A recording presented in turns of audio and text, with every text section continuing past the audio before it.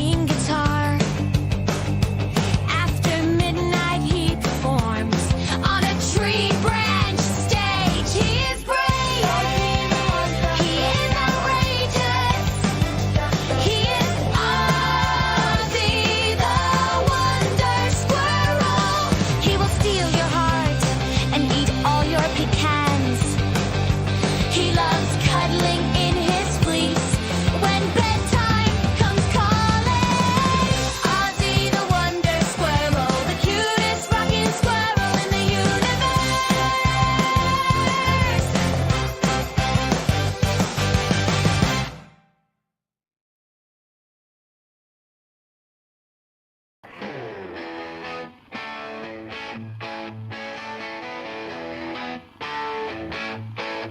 Watching movies with a dead chick and the gang, funny, strange, hysterical, or just plain bad.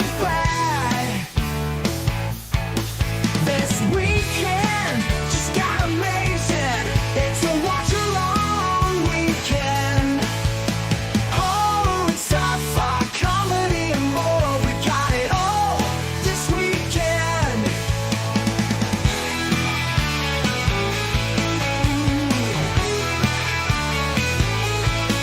This weekend just got amazing. It's a watch-along weekend. Horror and sci-fi, comedy and more. We got it all this weekend.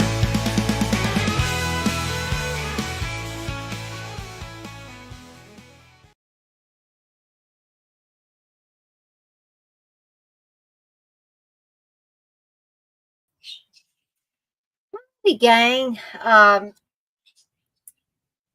welcome to another watch along weekend, or a watch along Saturday, as I should call them right now, because they're only taking place on Saturdays because the Sunday watch alongs didn't seem to be taking off. And I'm just going to be upfront with everybody that is in here. I see 2 people in here now. Now, I love doing these, and this is not meant to come off sounding mean, but I don't want to waste y'all's time, and I don't want to waste my time.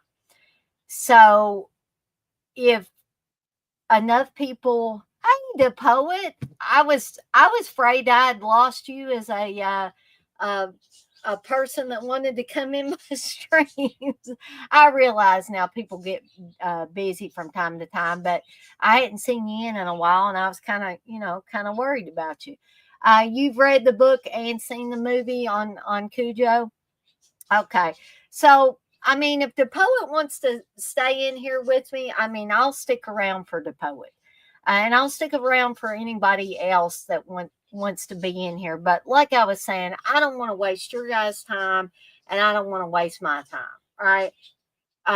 Because I'll be totally honest, folks. I get bored sitting here watching the movie by myself. So hopefully there will be several people in here. Hopefully they'll stick around for the duration of the watch along. Hopefully there will be a little bit of interaction in the chat. I'm not saying you have to, but gang, it makes it more fun if people are interacting in the chat. Now, I'm not saying that you have to. So it shows I've got 4 people in here now. I don't know if those 4 people are going to stick around or not. If the poet wants to stay for most of this or the duration, I'll stick around. If more people want to, and see, I just lost 2 right there. Like I say, I think sometimes people just pop in to see what you're doing, and if it doesn't seem interesting to them, they tune out. Or they may have trouble with their internet, or there could be a lot of other things. Now I got 1 person. So here's the deal, folks. I'm going to give it 30 minutes into the movie. And, the poet, like I said, if you're still in here, I'll try to stick around for you. But me and Steve had a discussion today, earlier today, where I told him, I said, used to watch alongs were a big thing. And I said, people are voting on these watch alongs, but they're not showing up for them. You might get 20 people that vote on it. Where's these 20 people when I do the watch along? I don't know. Steve said, well, I voted for it. I said, well, I know that. And I said, you voted just to support me. But I said, where's these other people that voted? So, like I said, I don't want to waste your time. I don't want to waste my time.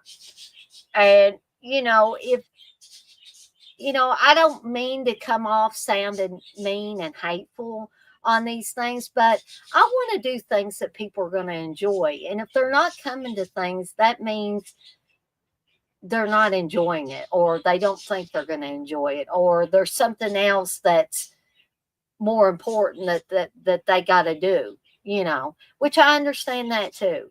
And there are other people's streams that you may enjoy more. I understand all those things, but I need to have some people in here for these things to be worthwhile. And I know we're getting into the fall and the winter months, and hopefully, people won't have as many things to do as they do in warmer weather. Maybe I don't want people to be stuck inside, but, maybe things will kind of slow down for people and people will be able to come to more streams. I don't know. It seems like they're being pretty steady with most of my other live streams and videos. Uh, you go to bed at 9 to poet. Is that 9 Eastern time or 9 Central time? But the poet is usually interactive when he's in here, so I would be willing to stay around as long as he stays around. But I just wanted to say that I've cut them down to one watch along every other weekend. I'm not doing the two. I'm not doing Saturday and Sunday because people just weren't coming on Sundays. And now it seems like they're not coming on Saturdays either. Um, so I must be doing something wrong. Maybe the movie choices I'm picking, I don't know. Um, but if it keeps falling off like this, I may go down to once a month, doing a watch along one Saturday a month, and we'll see how that goes. And if it still continues to fall off, I may take them away completely for a while, and then I'll bring them back, if I think that maybe it'll pick up. But these used to be really fun things, and we used to have a lot of people in here. Um, I'm not sure what happened. There could be a variety of things that happened, but just wanted to say that up front so that somebody doesn't come expecting there to be a Cujo watch along. It's like, what in the heck? Why is Dana not on here doing it? But I do want to thank you to Poet for being in here. And anybody else that comes in, and if you come in a little bit later and I'm still here doing the watch along and you need a timestamp, I'll be glad to give that to you. I'm going to go ahead and get mine queued up here so I can tell everybody that is in here where I'm going to be queued up to. I do have a link in the description for the video in case you don't have your own copy to watch. Now, it's not a requirement that you watch the movie, but I think it makes it more fun if you watch the movie during the watch along. But like I say, it's not a I have to thing. And this thing is taking its good old sweet time to load up here. Hopefully it will load for me.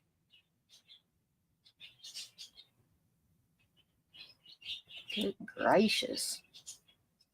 Is it frozen?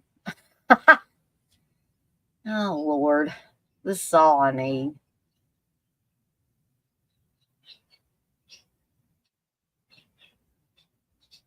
Good gravy. Okay. I'm going to let that try to load. Okay. So it's not responding. So let's try again, shall we? Let's try reopening again. Maybe I had it open too long. Sometimes if you let this Lewo Blu-ray player, the software, if you leave it open, it gets kind of glitchy.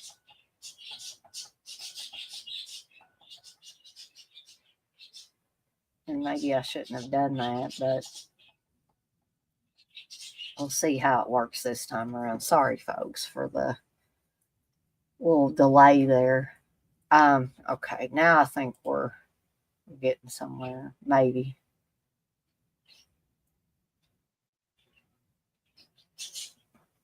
No, I told you no. Wait.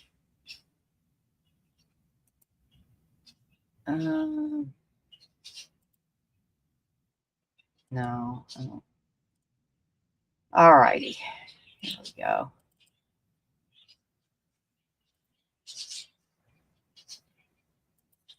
All right. So on my Blu-ray, and I'm using the 25th anniversary edition Blu-ray, but you should be able to match it up pretty good if you're watching it through the link. But I've got it 11 seconds in on my Blu-ray. The Taft Entertainment Company Presents is up on the screen. This is not a very long movie, hour and 32 minutes, folks. And we're going to get started here pretty quickly. I'm just going to get a few housekeeping things out of the way, and then we're going to go ahead and get the movie started. So, like I said, 11 seconds in on my Blu-ray, the Taft Entertainment Company Presents is up on the screen, okay? But while y'all are getting queued up, for those of you that are going to be watching along tonight, I am going to get some housekeeping stuff out of the way. So for those of you that were here early, you saw the Ozzy the Wonder Squirrel intro. I do have a little teaser up on the channel for the first episode of Ozzy the Wonder Squirrel. Now, a lot of you adults maybe could care less about Ozzy the Wonder Squirrel or care less about any cartoons. But I do know that some adults like certain cartoons like Scooby-Doo. Scooby-Doo is a classic with a lot of people. And so I'm hoping that this will catch on not only with kids, but with some adults as well. Because it's going to be kid friendly. There's not going to be any cursing or any adult situations or anything like that. It's going to be very kid friendly.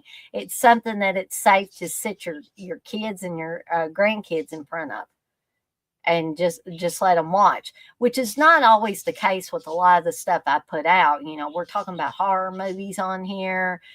Sometimes the language gets a little rough. And it's not stuff that people would probably want to sit their kids in front of.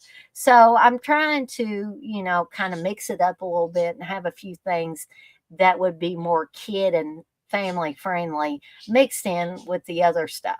So Ozzy the Wonder Squirrel, as well as the Spooky Dog and Sebastian stuff. I want to do more of those. And hopefully we can, get some more kid and family friendly stuff mixed in here. Okay. So those two things will definitely be kid friendly. You won't have to worry about, sitting your child or your grandchild in front of it and just letting them watch an episode or two when I get more of them. And as I get more of them, I'm going to build a playlist. And that way, if you want to just set the kid in front of it and not have to worry about it for a while, switching to a different video that maybe is not kid friendly, right? You could just let the playlist play. And, you could come back and check on the kid a little bit later, but maybe it would keep them occupied for a little bit if you had to step away and take care of something.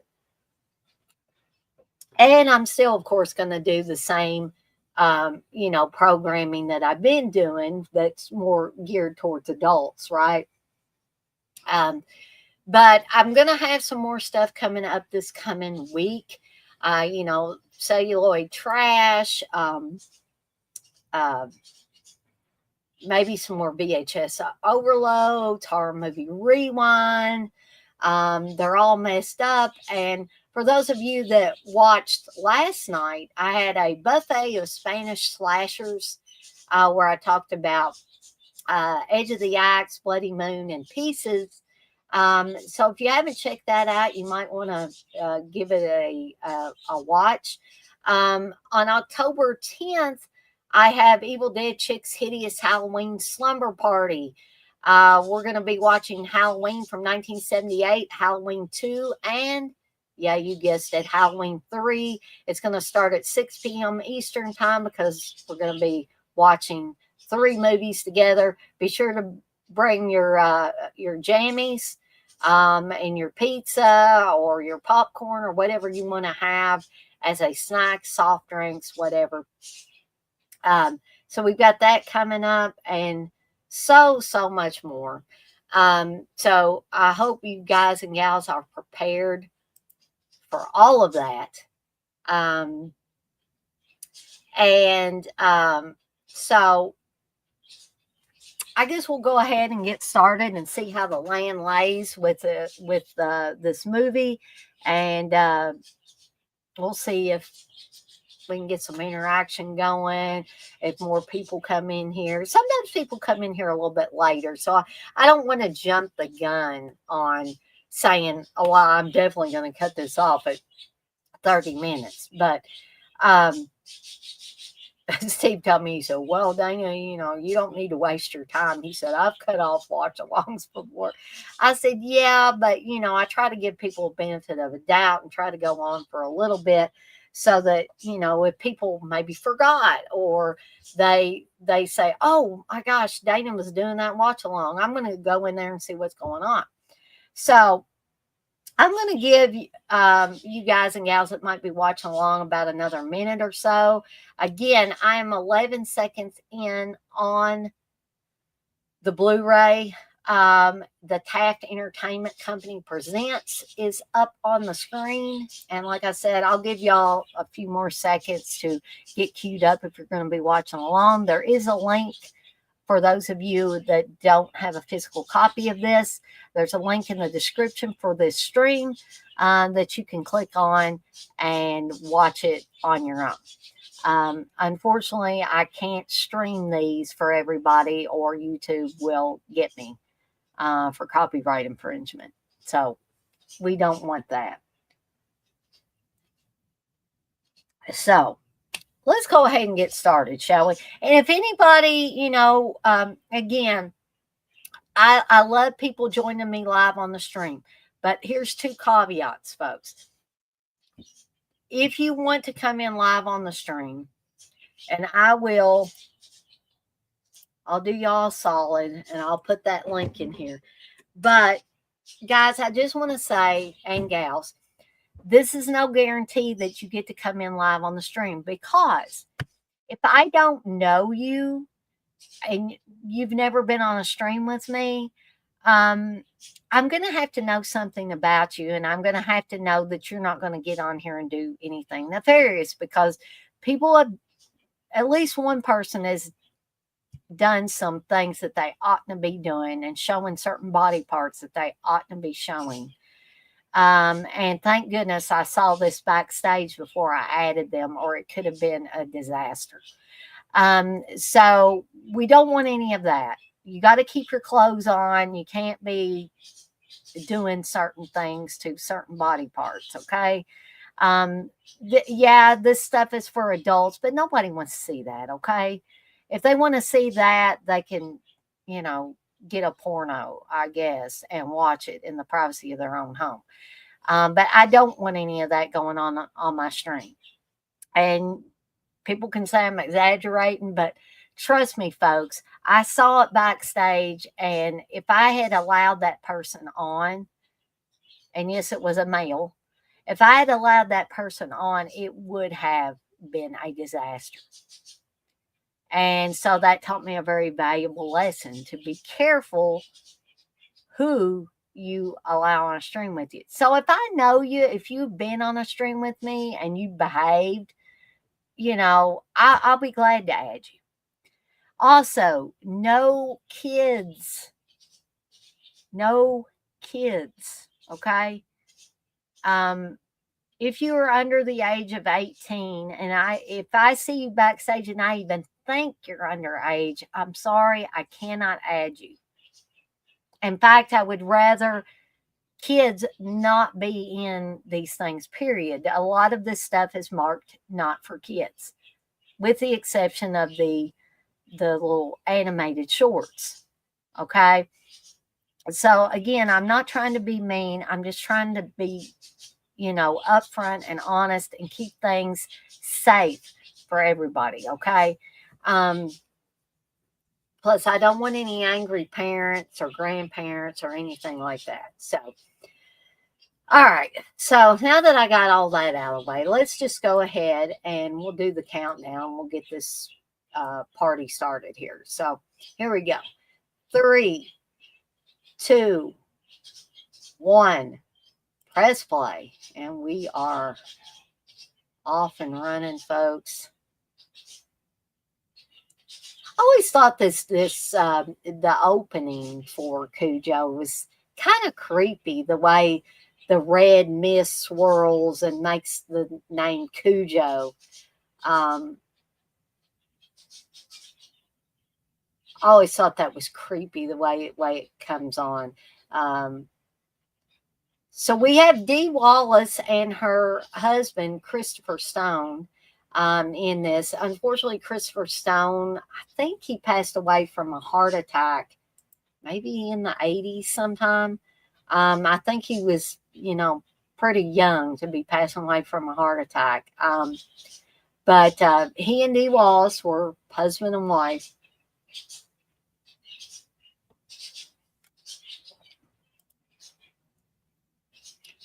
And, the poet was talking about reading the book. And the book has a lot of inner dialogue with the dog, with Cujo. And it broke my heart. What the dog was feeling when he starts to become rabid. He doesn't want to hurt anybody, but he's just so angry. And sounds hurt him, and he doesn't understand what's going on. And in Stephen King's book, there's also a little hint that Frank Dodd, who was a cop and was the killer in the Dead Zone, is it's hinted that he has possessed Cujo. I don't know how many people remember that from the book, but there was a small part in the book that hints at that. So we're seeing Cujo. He's just having a good time. He's chasing a rabbit. He would no doubt kill the rabbit if he got a hold of it, but he's a big, lovable Saint Bernard. And I've always loved Saint Bernards. In fact, after Steve and I had been married for a while, I wanted to get a Saint Bernard because I just love them, and I wanted to name the Saint Bernard Cujo because of this movie and the book. But poor Cujo the rabbit has went into an underground layer of sorts where there's bats. And as we know, bats are notorious for carrying rabies. Hey, Gory Tiger. And poor Cujo is about to get bit by a rabid bat. Bit him right on the nose.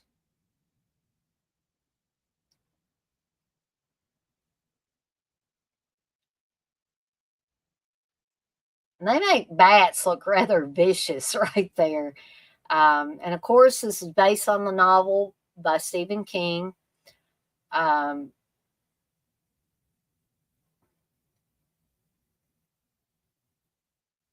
So people probably say, you keep talking about the dog, the dog, the dog. What about the people, and what's going to eventually happen to some of the people in this movie, and what happened to them, unfortunately, in the book, which we're going to talk about, the differences, especially in the ending of the book versus the ending of the movie.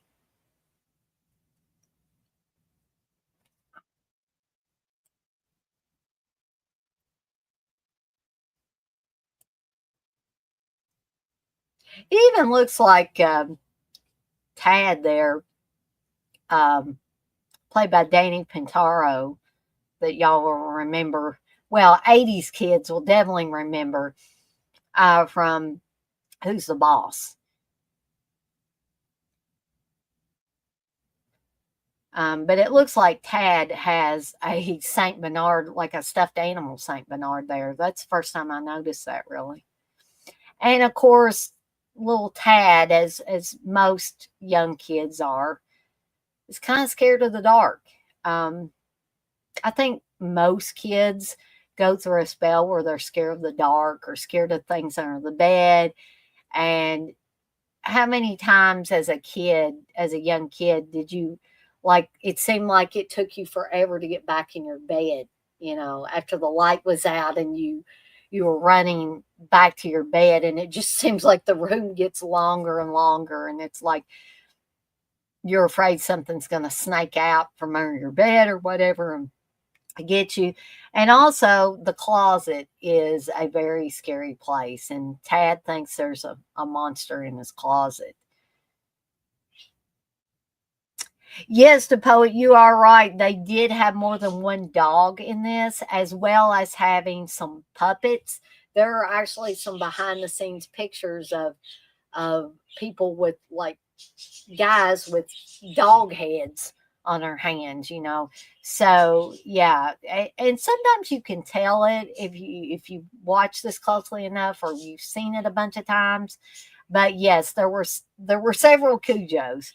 Um, Yes, Corey Diger. Yeah, yeah. There's people dressed up like the dog too.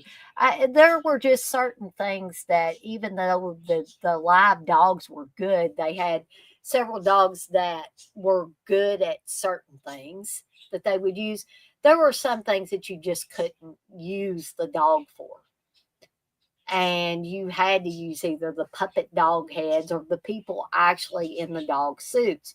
Now, I don't know how many of y'all have seen the film Deadly Eyes about the giant rats attacking people, but weenie dogs were used for those rats. It was weenie dogs and rat suits.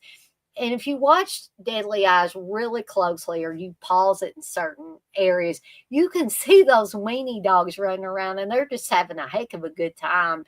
But they're supposed to look like these vicious rats that are attacking people.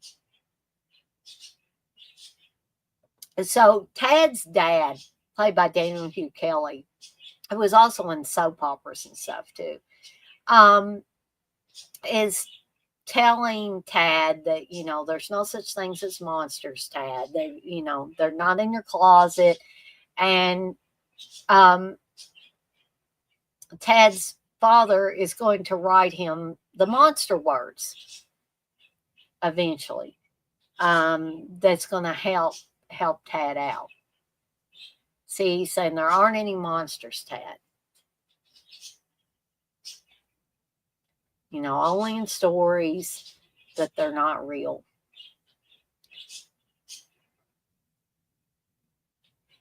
And Tad agrees with him, and then when his dad leaves, he said, "Except the one in my closet." And every kid, because we were all kids at one point, right? My heart goes out to Tad. It did in the book, it did in the movie. Now, I know Mom said Danny Pintaro drove her absolutely crazy when he starts screaming a little bit later in the film. how and speaking of Scooby Doo, Tad is actually watching Scooby Doo. I don't know how Tad moved all that furniture, though, really.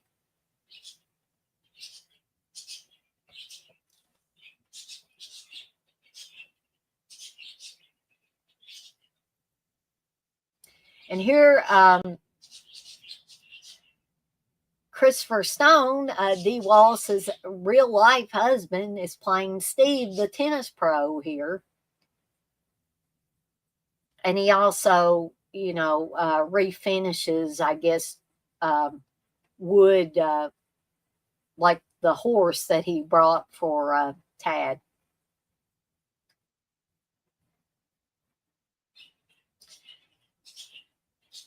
So we're going to find out the reason for the tension between Donna and Steve is that she's having an affair with Steve.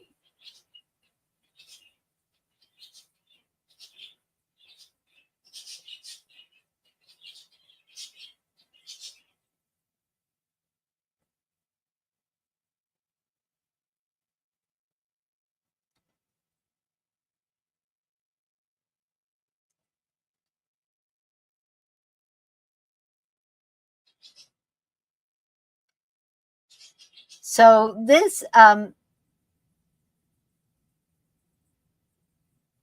is an ad that Tad's father has come up with. He's an ad executive.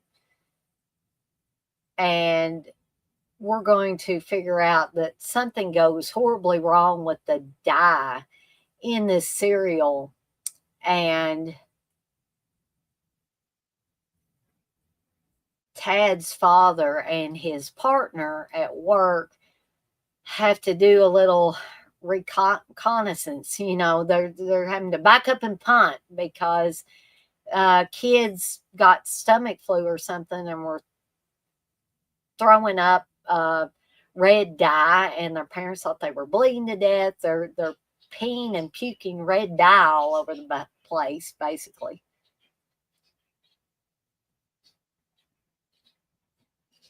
Well, what turned Steve on is Donna,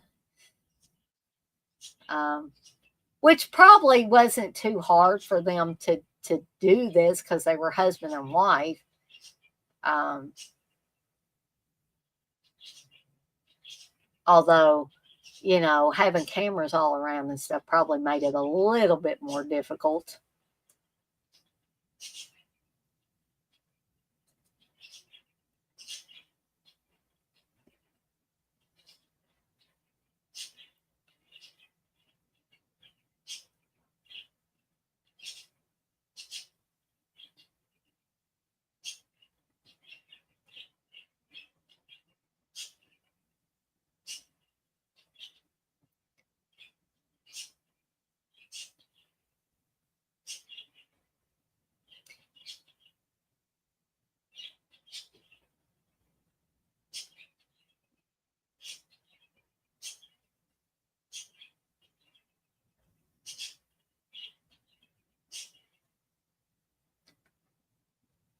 So it appears that um, Tad's parents are having a little bit of a problem in the romance department. That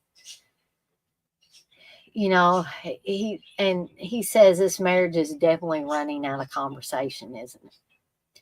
They literally have nothing to talk about. And then he says, maybe we should talk about having another baby. But I don't think that's what Donna wants.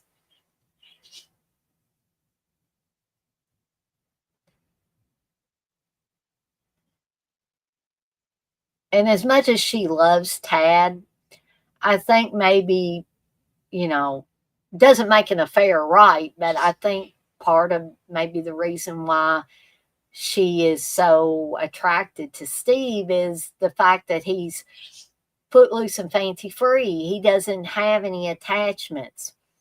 And sometimes when women have babies, I think they feel trapped and they're looking for an escape, even though they love their children very, very much.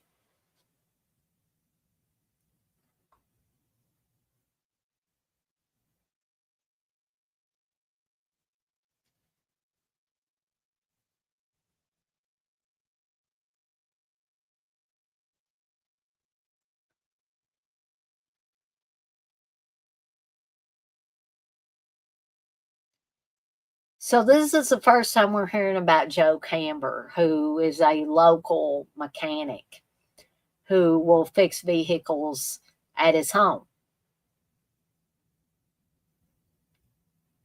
And the mailman is telling him, Joe Camber will do it for you, and he tells him where to go and, basically says, don't leave your car with this hairy guy.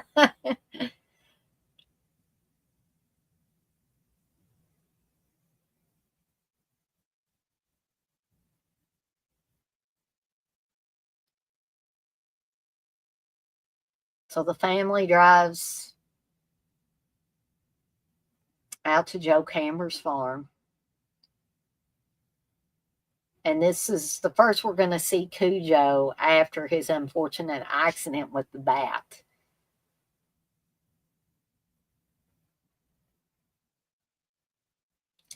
And there's Billy Jacoby there playing Brett Camber.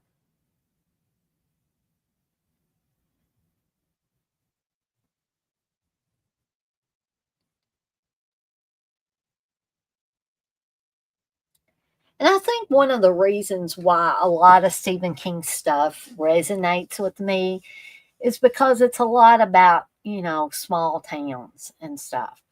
Um, and I had uncles that were mechanics, that was like a side business that they did. And seeing this stuff, rural or out in the country, stuff like that really resonates with me because I grew up out in the country. And a lot of Stephen King stuff is like this. It's about small towns, it's about country living and things of that nature. And here comes Cujo. And he's still, he's got the bite on his nose, but he's still a friendly dog right now. He's not sick yet. And Donna is terrified. Um, because he's a big dog, right?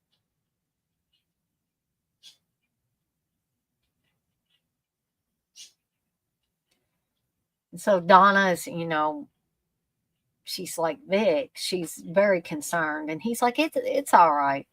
And Joe Camber says, your boy will be all right, Mrs. Trenton.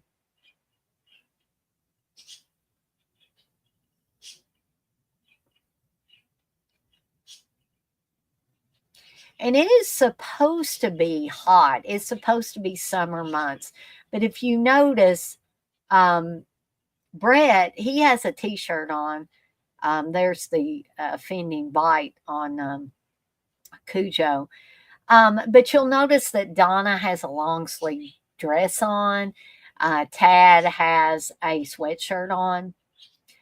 And you're going to see this a lot. And the weather was cold when they were filming this. And they, later on, when Donna and Tad are going to be in the car, they're supposed to be sweating and stuff like that. They had to be sprayed down, and it was cold, folks. So it had to be very, very uncomfortable for Dee Wallace and for Danny Pintaro. So Vic is reciting the monster words for Tad here at this point.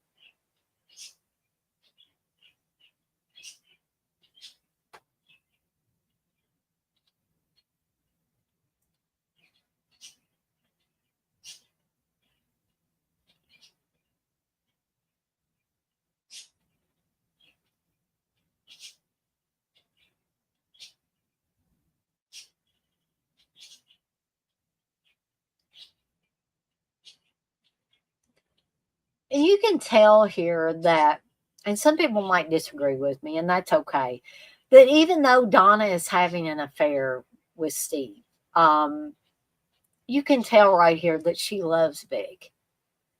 Um, but she doesn't get excitement from Vic like she does from Steve.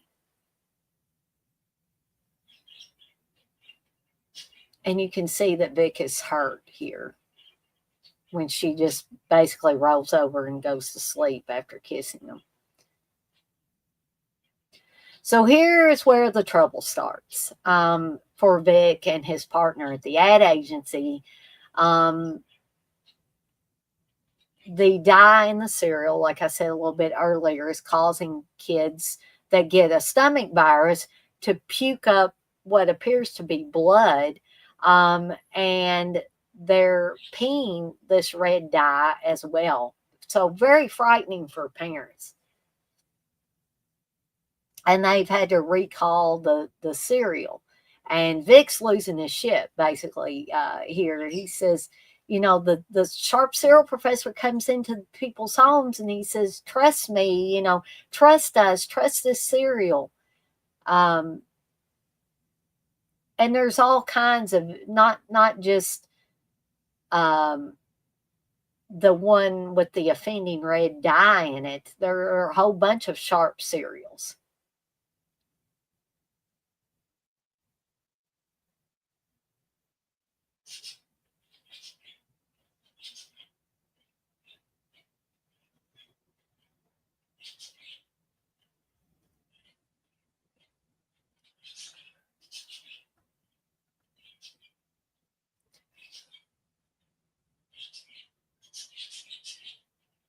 So I always thought this is funny because he tells his partner, Roger, you know, calm down, Roger. We'll work it out. We always have before. And that's what Donna had told Vic in a scene or two before.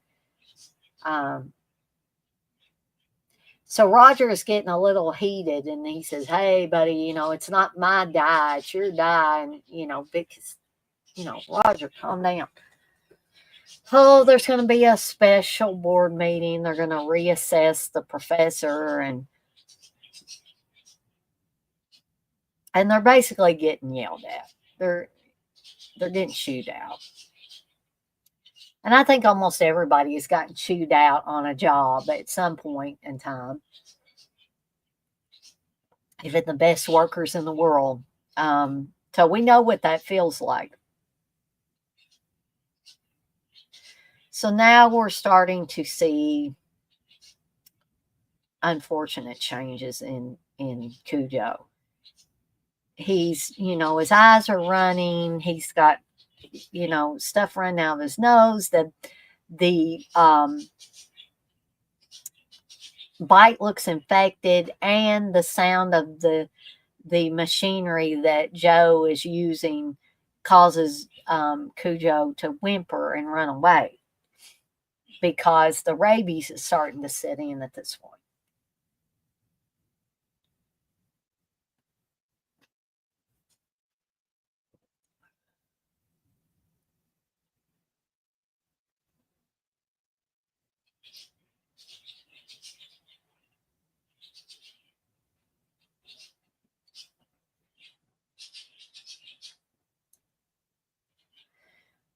So Donna is going to Steve's and she's going to tell him, you know, basically, I can't see you anymore, Steve.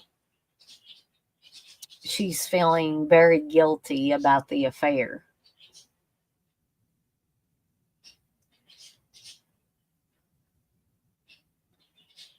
And his response is, well, it's a little late for that, isn't it?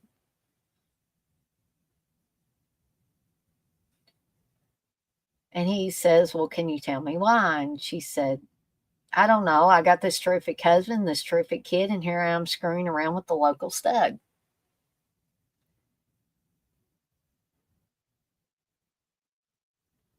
She says, it's just over. That's all I wanted over. But, you know, I don't know anything specifically about affairs, but I think something like this is not just something you can cut off cold turkey and expect both people in this situation to be okay with it. Now, does the character of Steve handle it properly? No, and it gets really bad. We're going to notice this in a later scene. But, you know, Steve acts like he's going to let her go. it's okay, whatever you want. And unfortunately, Vic happens to drive by and sees this situation between Donna and Steve. And he's probably thinking, what in the heck? What is my wife and Steve doing? What are they arguing about? What could they possibly be arguing about? So he makes a U-turn to turn around. Um, any husband would be suspicious, I'm sure, if they saw something like this going on. But by the time he gets back around, Donna is gone, and apparently Steve has went back into his house.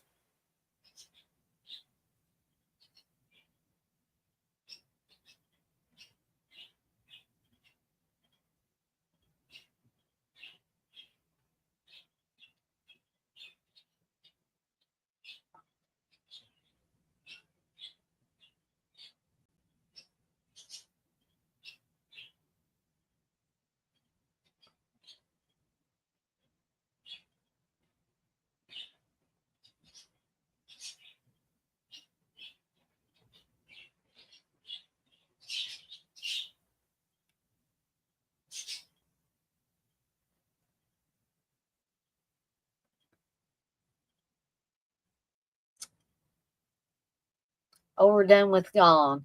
I like that little thing. I don't know if that's maybe something that either the director of this or maybe Stephen King, maybe an exchange between his wife and the kids, maybe an exchange between him and his kids. Um, but the overdone with gone, I always thought that was a cute motherly touch to these scenes with Tad, because Tad had gotten hit by a swing at school, and his mom kisses it and she says, "Overdone with gone, right?" And he says, "Overdone with gone."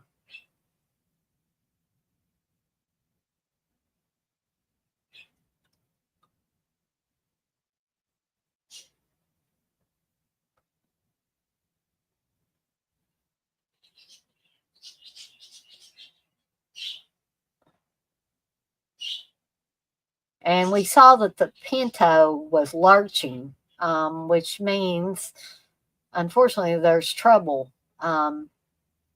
with the Pinto.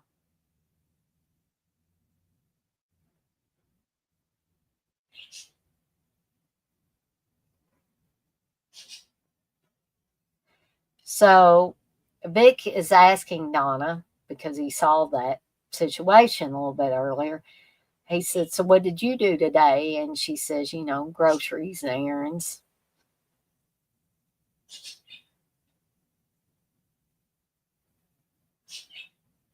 But any husband will be suspicious if they saw what he saw. Now, poor Cujo is unfortunately getting worse.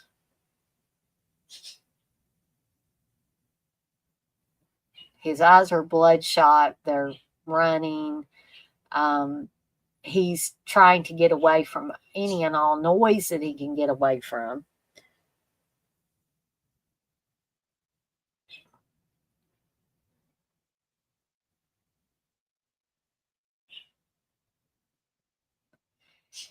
And Joe Hamber comes home to find that his wife has given him a gift. Now,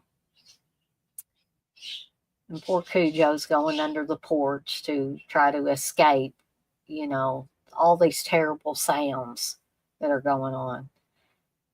And his wife has gotten Joe an engine hoist.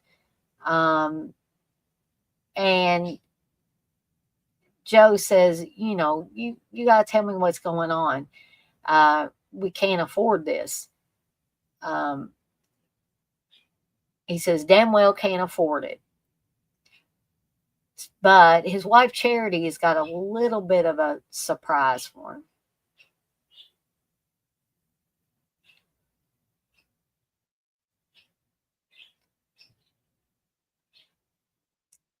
And that surprise is that she's won the lottery.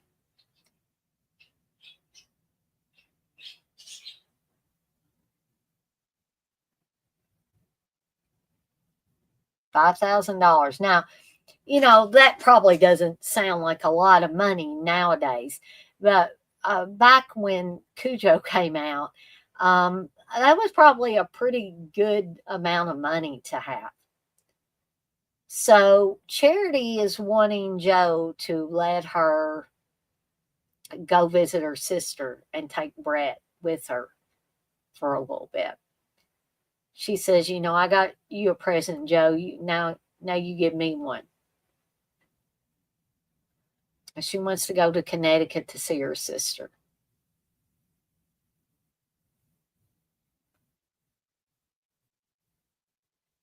So here's here's Joe's sleazy friend, that Joe's planning on going to Boston with his friend.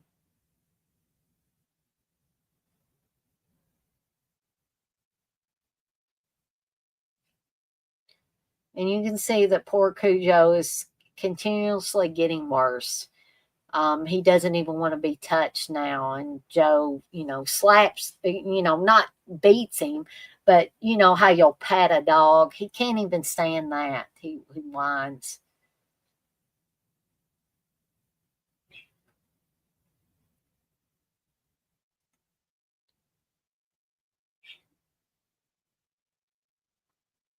Broads, booze, and baseball. He said, I don't want to do it alone. It's no fun. Come on. And his friend says, don't give a shit if I do. Um, and they're banging beer cans and everything, and poor Cujo is just suffering and getting angry all at the same time.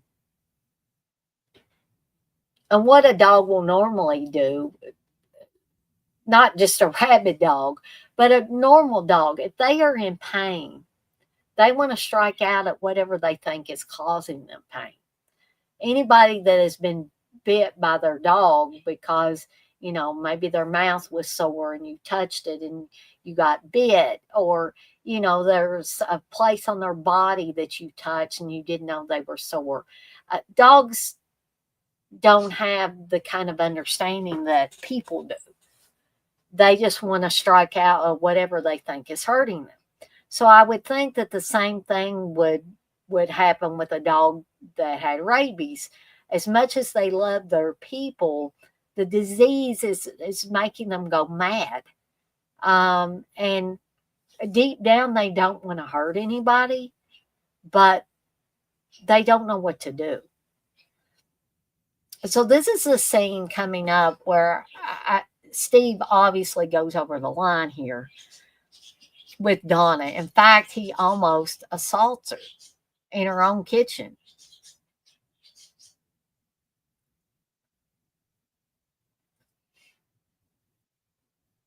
So first he scares her and he brings her a flower, and he starts out, kind of okay. But then he gets kind of sleazy here.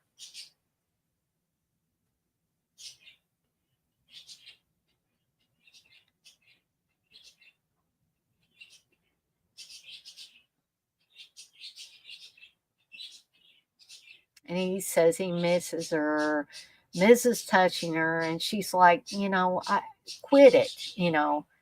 She's like, it's over. I want it over. And then, like I said, he comes very close to assaulting her.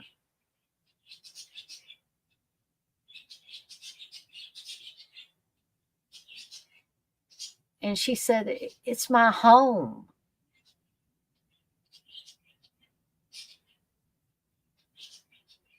And then he says, who the hell do you think you're talking to? But dude, you came into her home, almost assaulted her. And then, unfortunately, Tad and Vic come home. And, as if Vic wasn't suspicious enough, I think his suspicions have been confirmed now.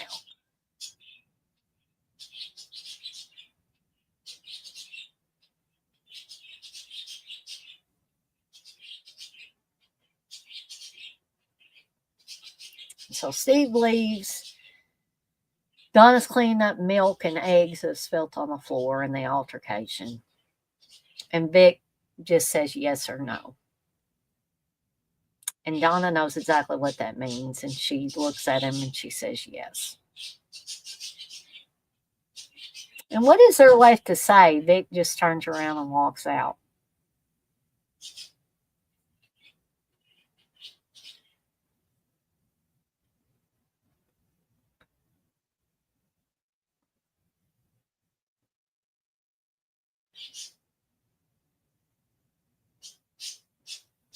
So Vic is now trying to fix Donna's Pinto.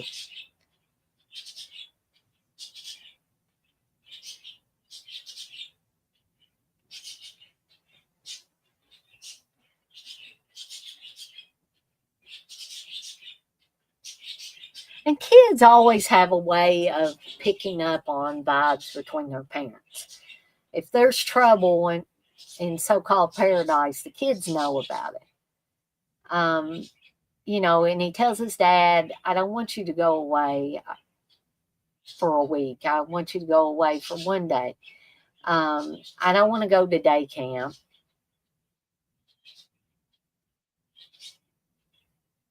And, Vic starts to be a little rough with him. And then he says, what about the monster words? And he says, Tad, the thing about the monster words is they're written down. That's the only way your dad can know them. So he promises Tad that he'll copy them for him and he'll tack them on his bedroom wall and that Donna can read them to him. His mom can read them to him every night.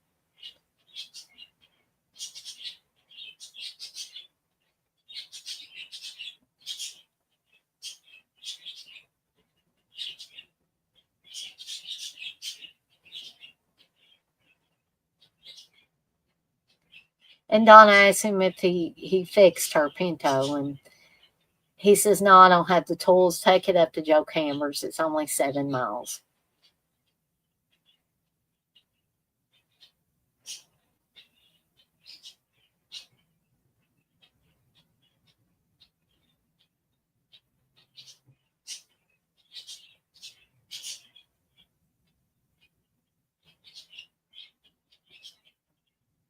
And we see the monster words on Tad's wall. And his dad, Vic, must have some of the neatest handwriting for a man. I've seen men with neat handwriting, but most of the time men don't have very neat handwriting. In fact, I don't even have the best handwriting. I think Steve probably has better handwriting than I do. All right, so we're back to Brett, who him and his mom are getting ready to go see her sister in Connecticut. But Brett loves his dog, and it's foggy, and can't really see. The fog is thick. And he's calling for Cujo because he wants to make sure his dog will be okay.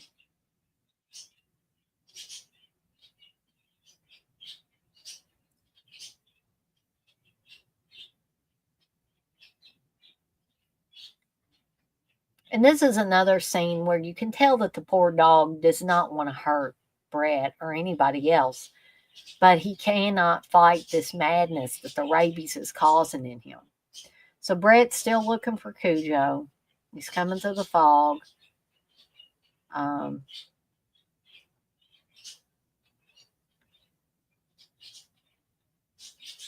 he turns around and there is Cujo. Cujo looks a little worse for wear, folks, here. And he's growling and foaming at the mouth. And when he reaches out his hand, Cujo snaps at him. And this scene here is kind of creepy, but it's heartbreaking too, because that dog keeps looking at Brett like, I know you. You're my boy. You're my boy. But this madness is taking over and I don't know what to do. And the dog just turns around and walks the other way. And as a dog lover, this this scene alone just breaks my heart. Meanwhile, at the Trenton household, um, Vic is getting ready to go out of town. One, because Sharp Cereals is in trouble. Him and Roger's ad campaign's in trouble. And he needs some time away from Donna to figure out what he's going to do next. Is he going to leave her? Is he going to stay?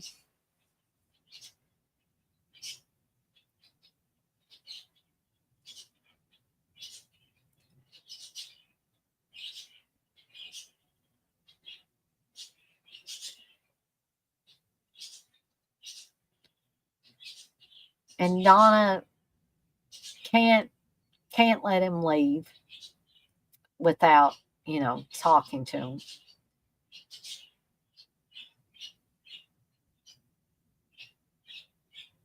Because Vic said, well, I'll see you. No, I love you, or I'll miss you. And she says, I just wanted you to know that it's over. I just wanted to be sure you knew that. And she said, I can't make that it never happened, Vic. And he says, I can't make like it never happened either, Donna. Which is an honest response to this whole situation. And the last thing he says to her is, I don't know.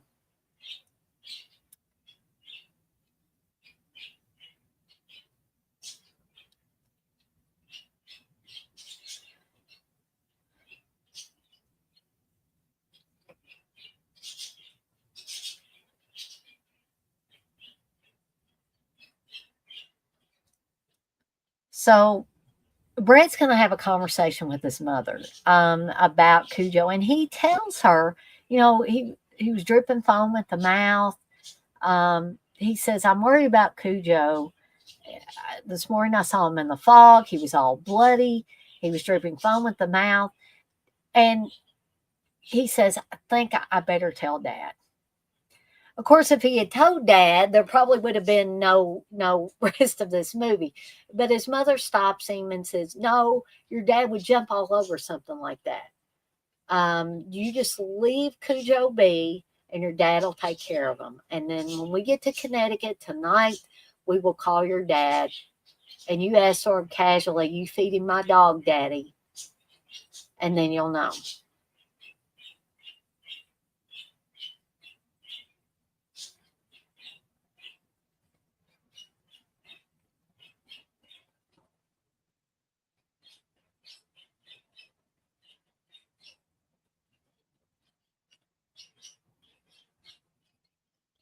And it sort of reminds me of Pet Cemetery, which would come later, the film Pet Cemetery, where Louis Creed doesn't know what to tell Ellie about Church being killed in the road. In fact, there's a conversation with Louis and Judd, the neighbor. What are you gonna tell Ellie? And Louis says, well, I might just tell her the damn cat ran away, But here's going to be a very, it's a brutal scene because Cujo comes up to Joe's friend and he says, Cujo, what are you growling at? And the dog looks bad now, and he gets worse. But if you notice, that dog, even as well trained as these dogs are, they can't help but wag their tail. So you saw a little tail wag there. And you can tell if you are looking closely that this dog is trained very, very well.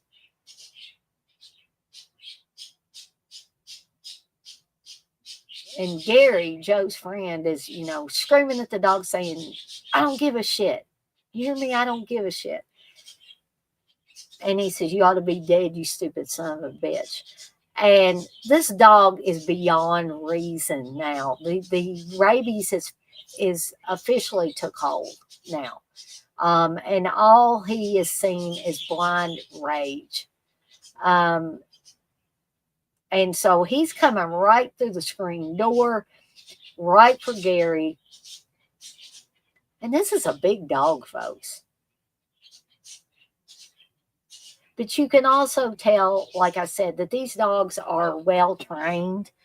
And if this was really a rabid Saint Bernard, I think that it would be being a lot more rough with him. Now, you're seeing the snapping of the mouth, which some of this probably was a puppet, some of the close up shots. And you see the dog wagging its tail again, probably was being given a treat for doing a good job. So apparently, Cujo would have ripped Gary's throat out at that point. So Joe is looking for Cujo because he's getting ready to go to Boston with Gary, he thinks. And he doesn't, he's yelling for Cujo. Cujo doesn't come. So he puts a whole bag of Purina dog chow out for this dog. I guess he figures, if I'm going to go away for a few days to a week, I'll just leave him some food and water out, and he'll be good.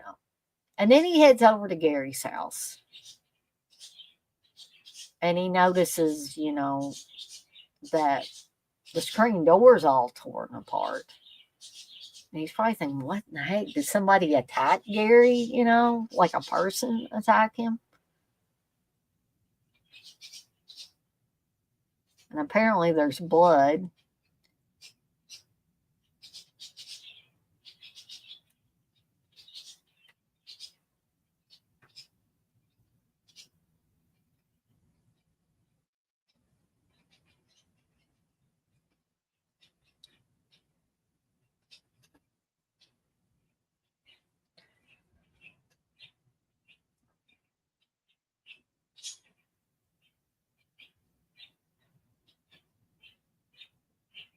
So there's Gary with the throat torn out. And Joe at this point doesn't know what happened. Did a person do this to him?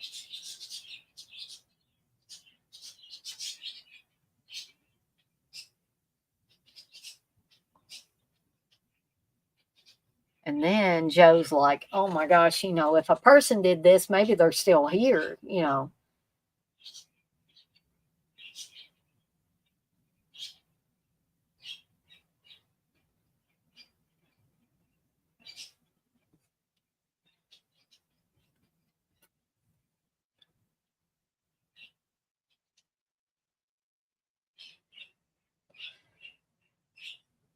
So Joe's casually looking through the house, and then I guess he's going to call the cops.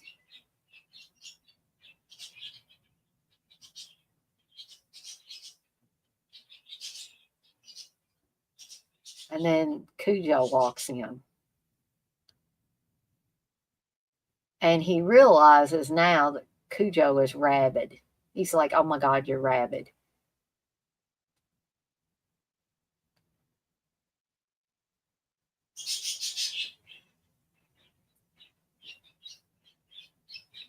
And, he's, no, Cujo, no, no, no.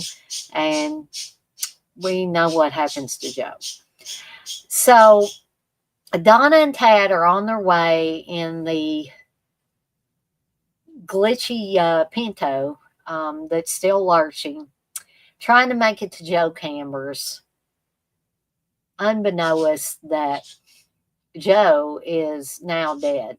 And there's nobody at the Camber farm. And they've got a really bad vehicle right now. And Donna's at this point, she says, come on, baby, just a little more to go. Because she thinks, they're going to get there. Joe's going to work on the car. And then they're going to be off on their merry way, right?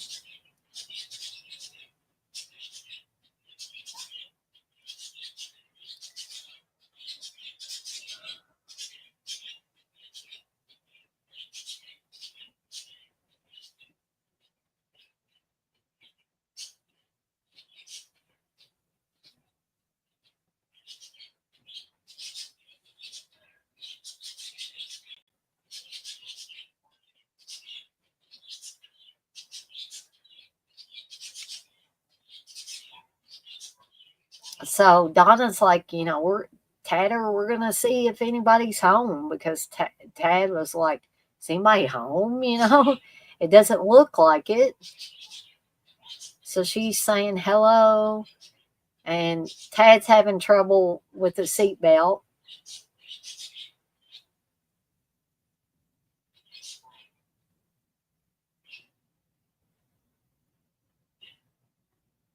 And then he says, I can't get my damn old seatbelt off.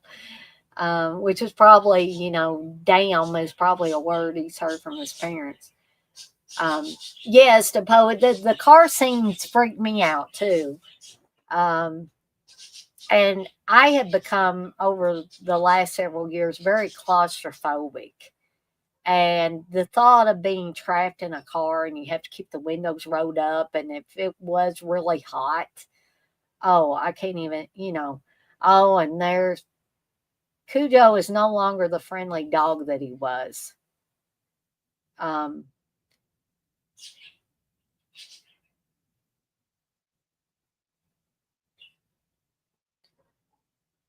so what is Tad gonna think? He's gonna think this is the monster from his closet, right? And he even says that, at one point in time.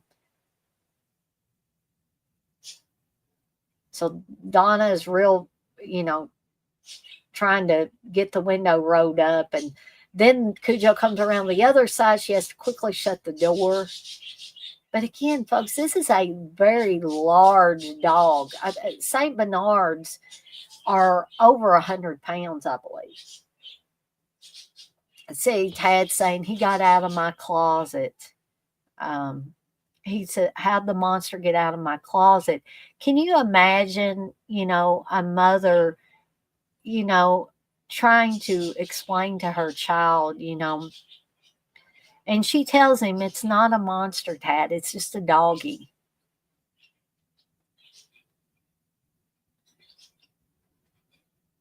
This is at the point where mom got, sick of hearing Danny Pintaro scream.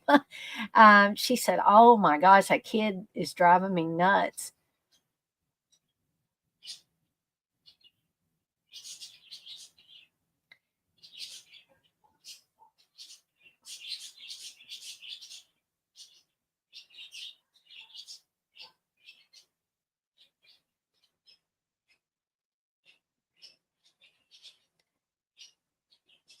So Tad's saying, I want to go home. I want to go home.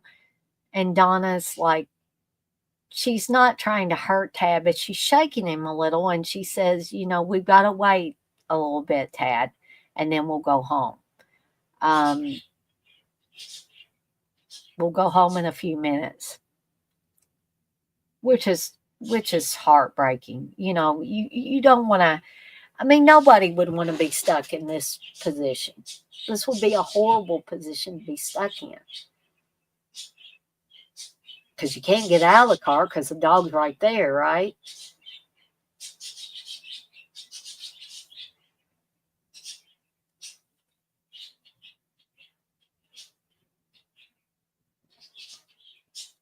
I feel bad for that dog having all that crap on him too.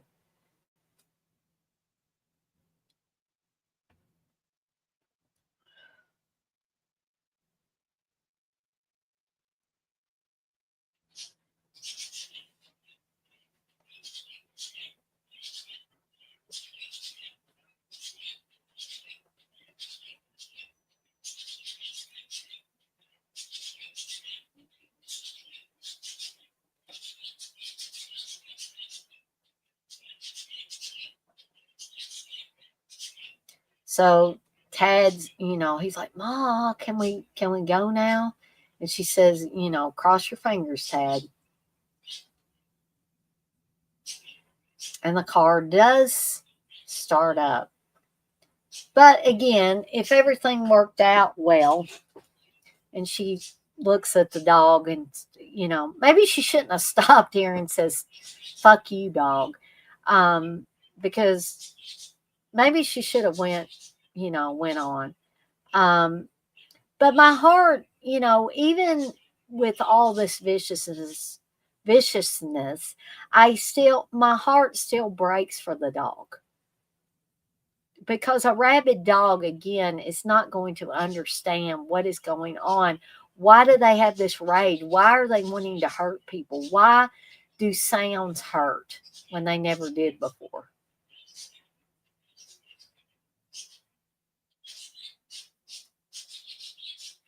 And then the alternator light comes on again, and they're stuck once again.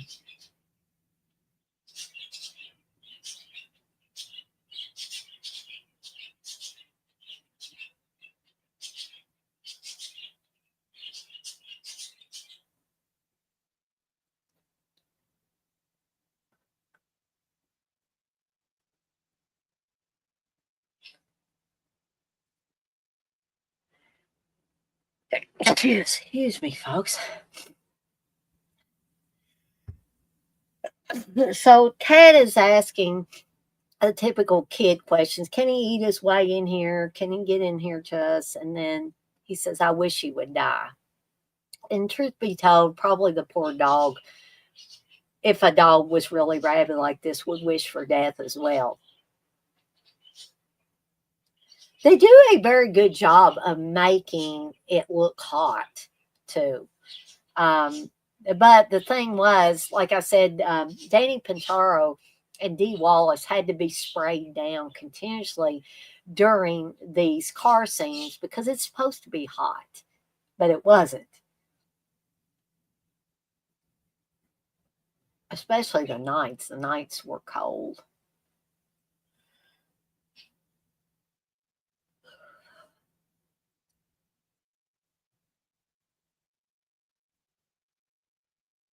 So poor Vic is suspicious. I mean, his wife's been having an affair, right, with a friend of his. So, needless to say, he's suspicious when he calls the house and he gets no answer.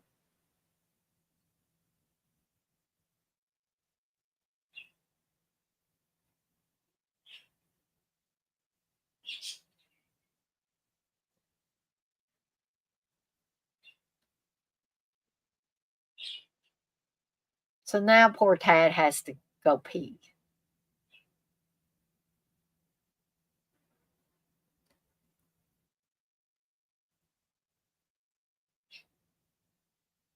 And so Donna says, we're going to open the door a little crack and you pee right outside the door. But we see that the dog is in front of the car, just right in front of the car.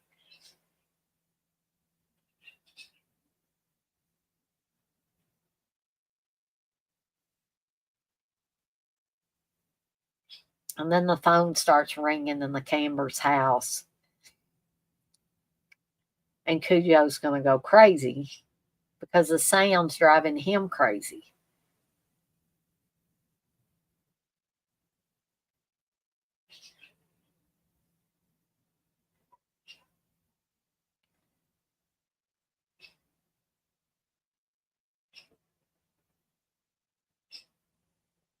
And he breaks through the window, and then the phone stops ringing.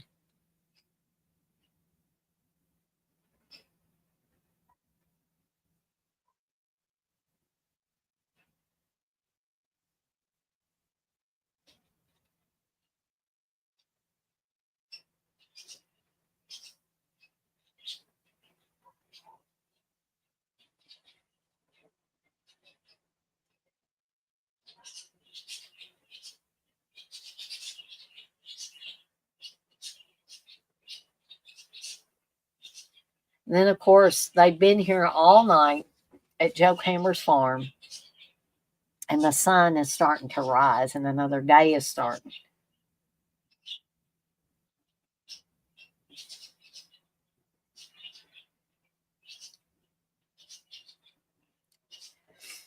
And, folks, I hate to, but one thing I'm going to have to blow my nose, and I have to take a restroom break.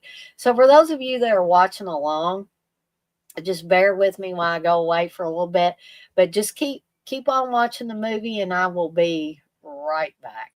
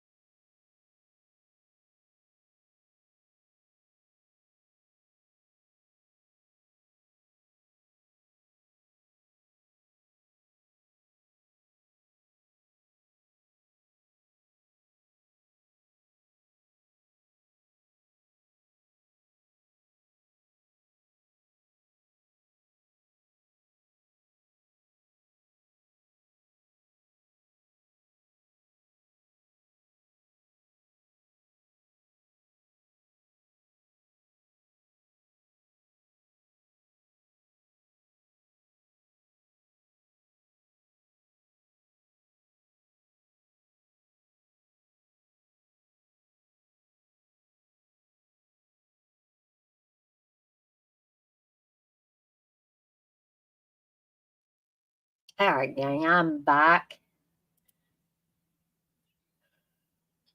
And so Tad is encouraging Donna to try the car again, and it's obviously, the battery. Anybody that knows anything about cars, and I don't know much about them, but I know when something's wrong with the alternator, it will cause a battery to go dead. So now the car is so weak that it will not even turn over.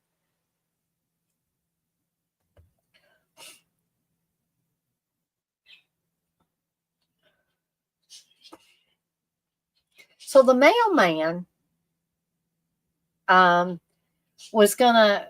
mailman George was gonna go out to the Cambers, but the postmaster reminded him. He's like, George, remember, hold all mail until notified, the Cambers. And he's like, oh, yeah, thanks for reminding me. But even if George had went out to Camber's farm, it probably wouldn't have ended very well for George. So the phone is ringing again, and it's probably Charity trying to get a hold of Joe. That's basically the indication. Um, and the dog is not happy. And so this time he's going to attack the car where Donna and Tad are. Now, I'm sure these scenes where the dog is just repeatedly banging up against the car door and the handles on the inside are coming off. Again, this is a big dog, folks. I'm sure some of those close-up scenes were probably the puppet heads.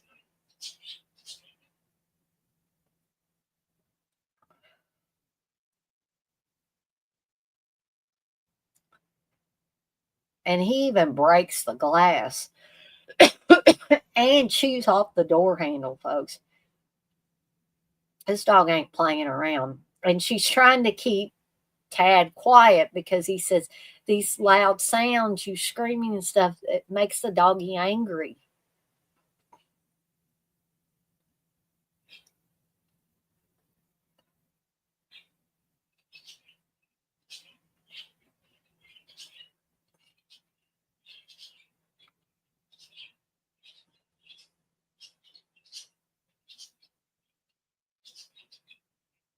And then the phone stops again.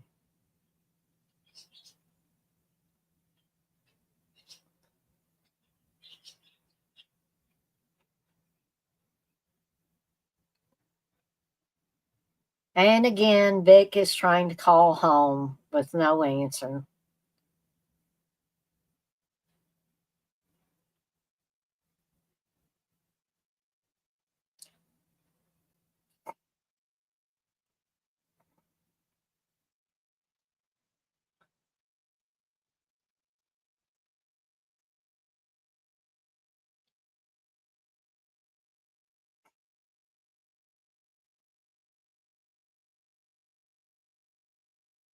So obviously, Vic is distracted. And Roger is getting frustrated because he's trying to tell Vic that, hey, we need a new ad campaign. This is wasting our time just sitting here watching the Sharp Cereal Professor over and over again. Now, we're seeing Tad um, basically covered in sweat. They've been trapped in this car for at least a whole day and night into the next day. And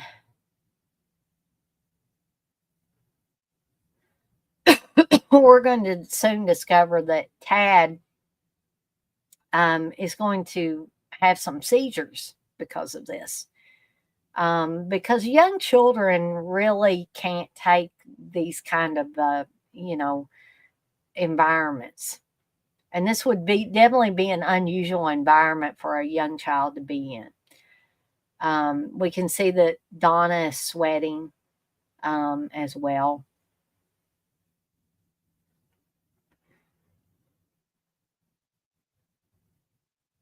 But she's gonna, I guess, attempt to get out of the car. Maybe she's thinking she's gonna go in the house and she's gonna call somebody.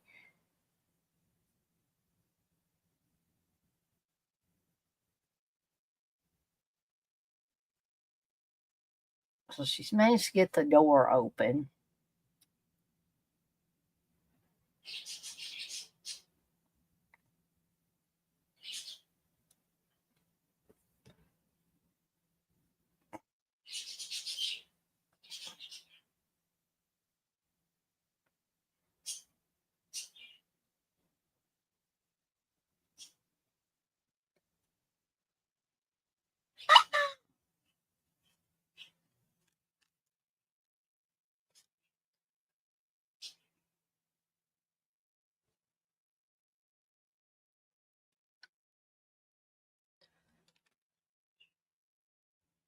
And there's the dog right there.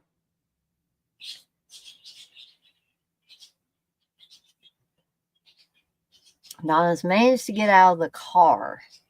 But all of these scenes are very tense because you don't know when the dog is going to, get angry over something and go crazy again.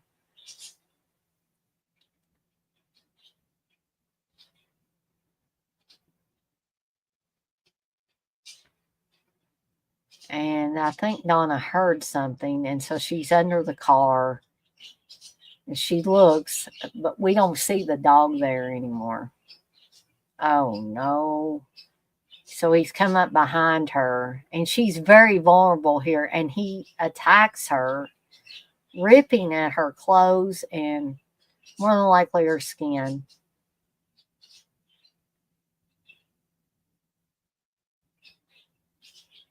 And Tad is watching all this, helpless. He can't do anything to help his mother. So she manages to make it back in the car, and then the dog attacks her in the car. And for a child to be seeing this, there's no doubt in the world that they would think that their parent would be dead. How horrifying. Hey, X-Ray, you said the behind the scenes photos with the guy in the Cujo outfit are scarier than anything in the movie. I seen that one photo. It was pretty creepy.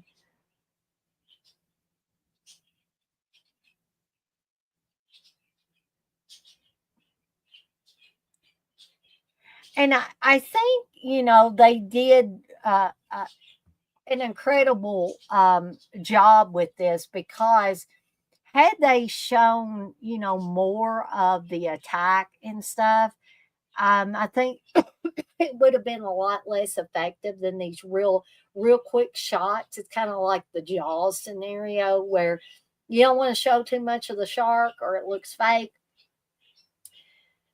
These little quick cuts are very, very effective. And now Donna is going apparently to pass out. And this scene always unnerved me, the spinning around, and you see Tad crying, and it spins and spins and spins, and it culminates in Vic having a nightmare.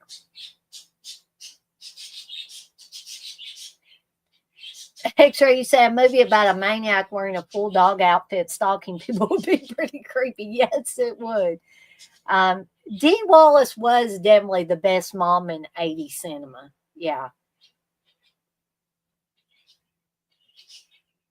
So now Vic, he's convinced something is wrong. He's telling Roger, I've got to go home. Something is wrong with Donna and Tad. Something's not right.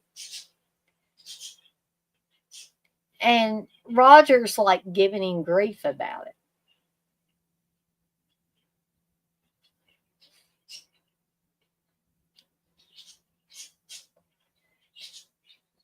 And Roger doesn't know about the affair with Donna and Steve.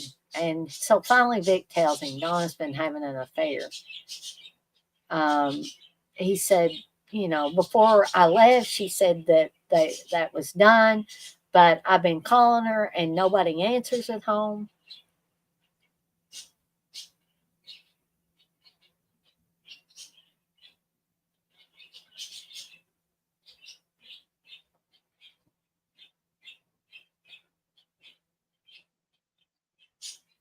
And he says, you can't walk out on the Sharp account. And Vic gives Roger one last look and said, you want to bet? And just gets in the elevator and he's leaving.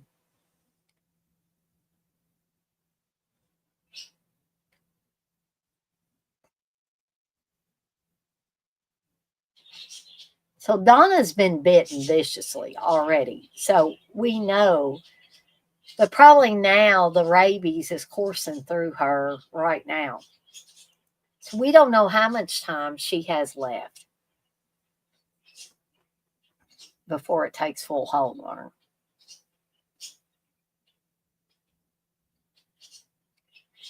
And honestly, I have never seen a person with rabies in the throes of rabies, and I would never want to see that. But I'm sure back in the days before there were rabies vaccines, it it happened.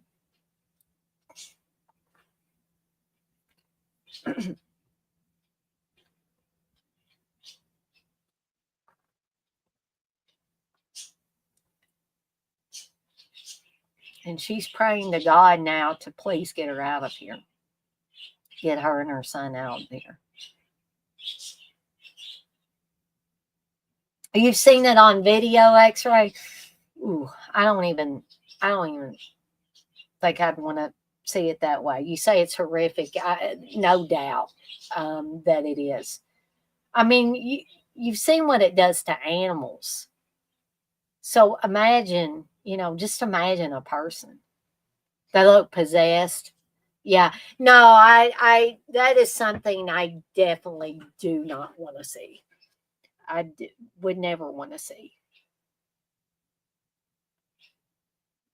So here, now we're seeing that Tad is having a seizure.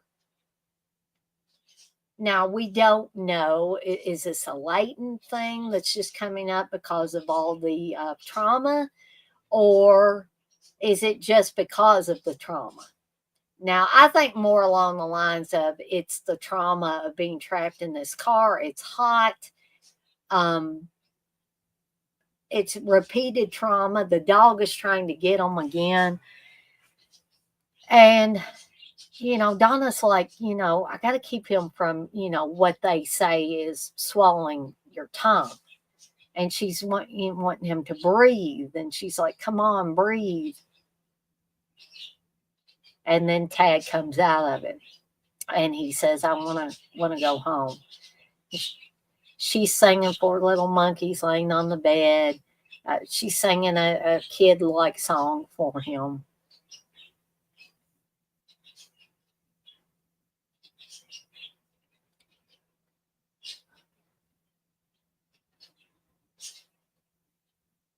So now we're seeing Steve as is at the Trenton's house.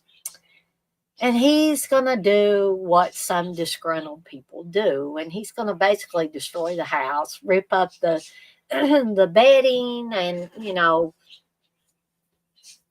break pictures of Donna and Vic. And he's just going to go ape shit in here, basically.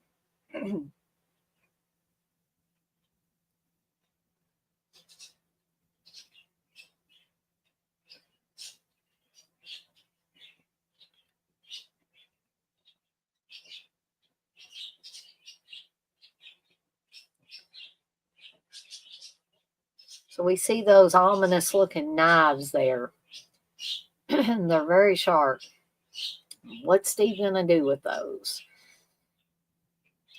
So, meanwhile, Vic is getting closer to home, and we see the damage that Steve has done to the house. And this is what Vic comes home to. And he's like, it's kind of to me like the scene when Charlie's father comes home and finds that the shop has not only killed his wife but kidnapped Charlie. Things are knocked over and stuff. In this case, Donna's picture is sliced all to ribbons.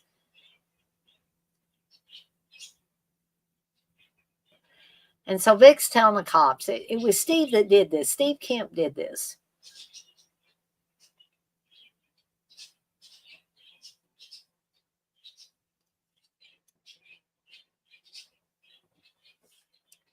But the cops say, if Steve Kemp came here, destroyed the house, kidnapped your wife and son, where is her car?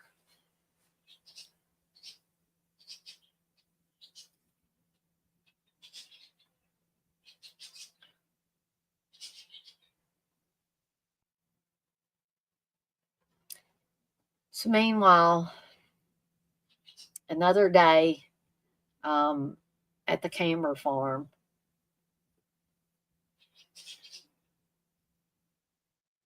And gang, we got about 15 minutes left in the film, and at this point it's going to kick into high gear, folks.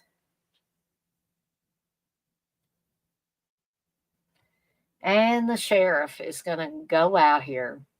And we all know this isn't going to do a damn bit of good, except have another victim for Cujo.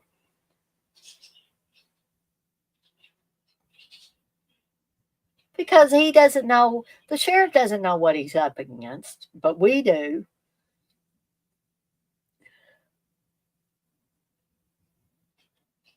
He's seeing the car, it's got blood on it.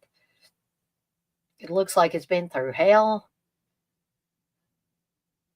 And so this sheriff's probably thinking, what in the hell is going on here? So he gets out.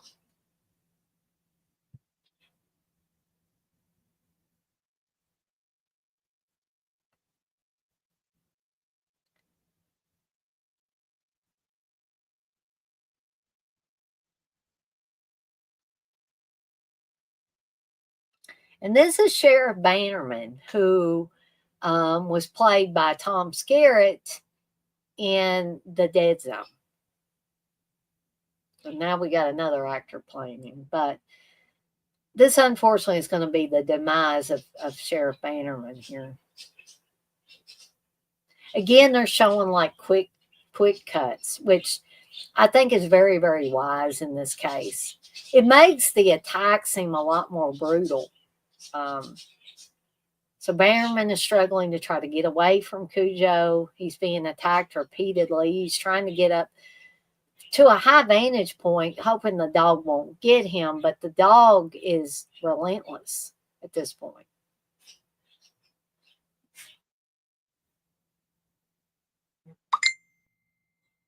Sorry if y'all were able to hear that. That I think somebody sent me a message.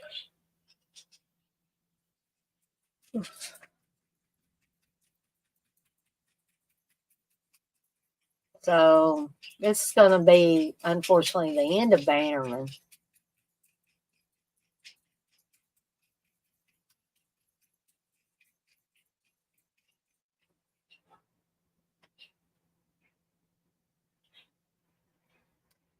Oh, okay, X-Ray. You said Tom Skerritt would star in Louis Teague's Fighting Back, ironically.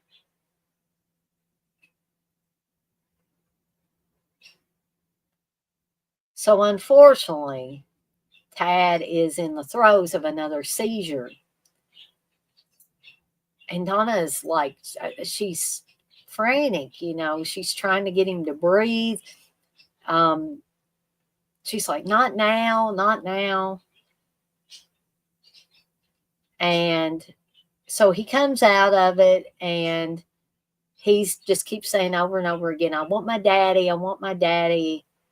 And Donna just, at this point, she can't take it anymore. He just keeps repeating it. And she finally screams, all right, I'll get your daddy. Because she just can't take it anymore.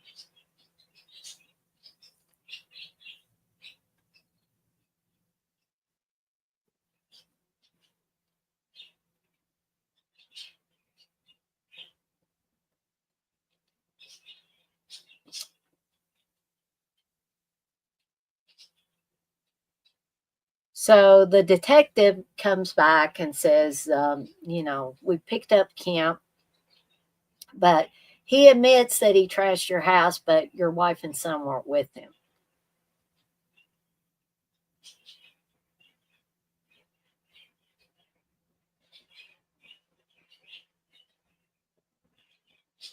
So Vic's like, where is my wife? Where is my kid? And then Vic says, you haven't heard from Bannerman or anybody else yet?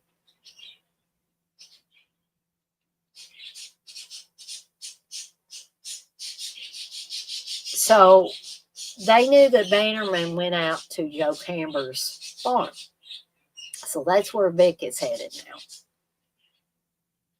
And like I said, the movie's been tense anyway since the second trip to Joe Camber's farm and the emergence of the very rabid Cujo. Um, but now it's going to get even more tense and desperate.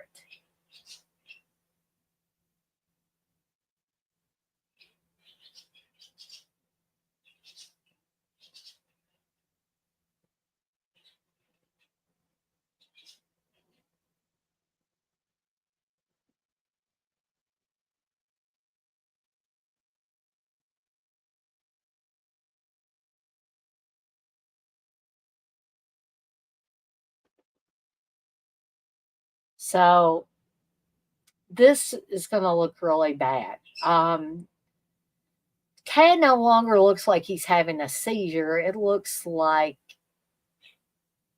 he may have stopped breathing completely.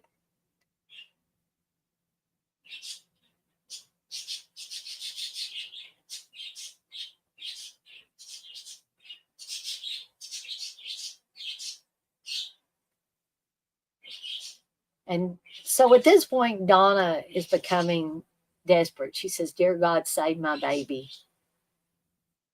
I'm losing my baby." And how heartbreaking for all the mothers out there that watch this. The thought of feeling so helpless. You've got a rabid dog that wants your blood, that wants to kill you and your son. Your son is dying in front of you. So she's desperate now. She's headed towards the house. And there's Cujo.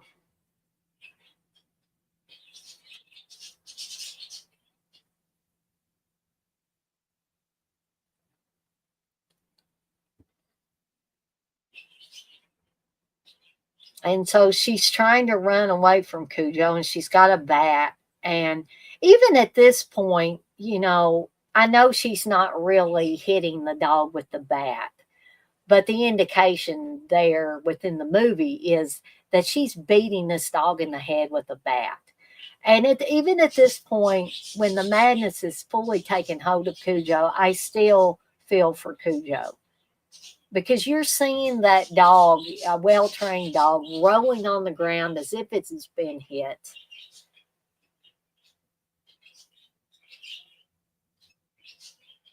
Because it's not the dog's fault, it's the illness's fault, the sickness that is taken over. And now she has broken the bat, and it's a very sharp, splintery piece of wood. And she falls, and the dog jumps on it, stabbing him. And it appears that the poor dog is dead now.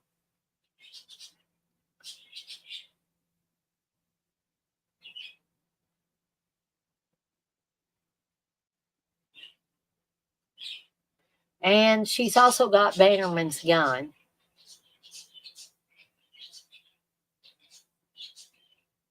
So now she's got to get Tad. She's got to get him in the house to see what she can possibly do. And oh my gosh, she can't get in the car because the dog's torn the handles off, and one side is the door handle's torn off, the other side it's jammed. She can't get into the hatch.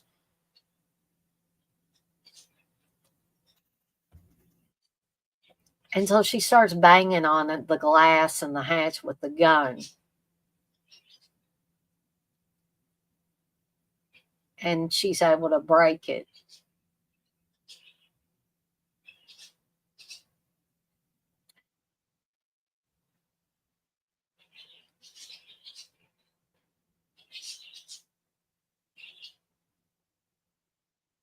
And so I don't think at the time that I had seen the movie Cujo, I had read the novel yet. So there's going to be a vast difference in the ending of the film and the ending to Stephen King's novel. And I'm going to get to that here in just a second. So she's putting water on Tad. She's trying to get him to respond.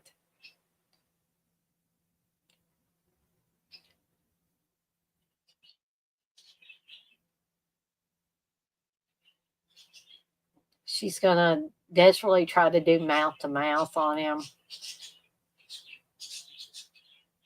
And this is where Dee Wallace really shines in this. I could believe that she was this child's mother. The way her lips start quivering when she's desperately trying to get her child to come back, and it doesn't seem to be working.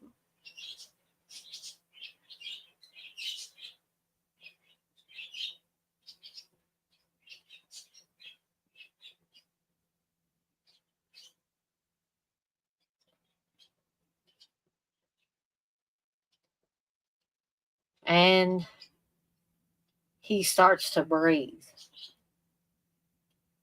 And when it seemed that all hope was gone, Tad starts breathing again. But there's going to be one more little stinger here, folks.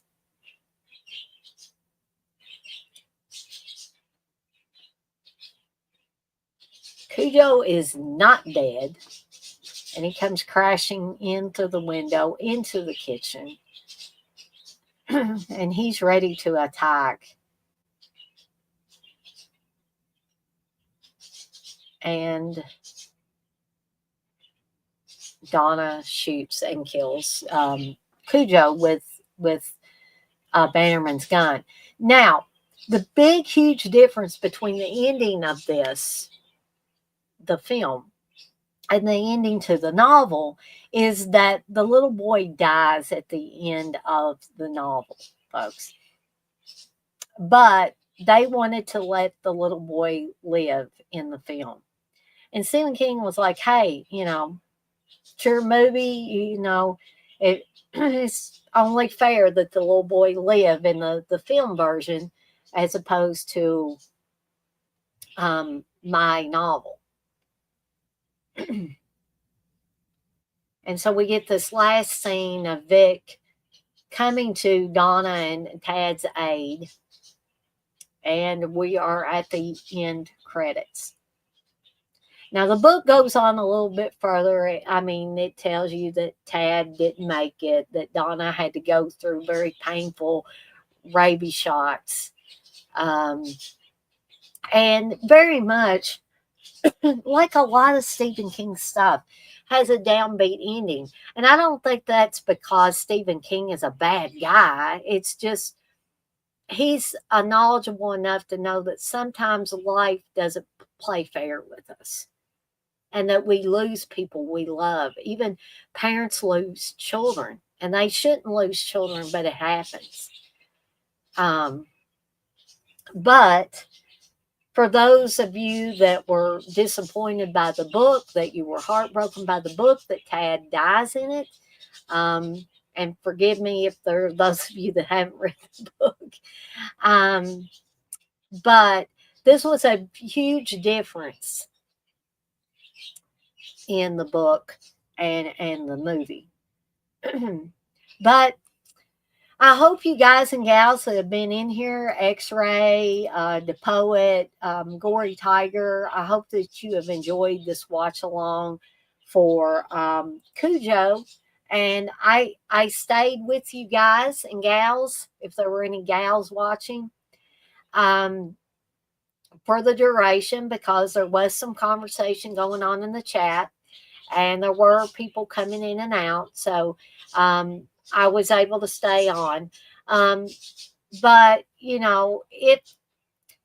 if there is a time where nobody is chatting, nobody is watching, and I'm basically sitting here by myself, there may be times where I may cut off a watch along early. Just fair warning on that. But I think tonight's watch along went pretty well. And I enjoyed the conversation that you guys had in the chat tonight. But like I said, I'll stay with you for the duration till the credits roll. And then if there's not any questions or comments, I'll probably go ahead and call it a night. And I think we're about to the end of the credits.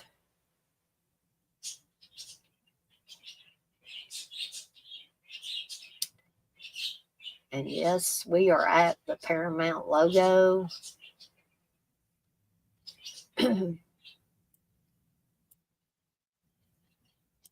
All right, gang. So that is the end of Cujo. I hope those of you that were able to join me tonight enjoyed this watch along.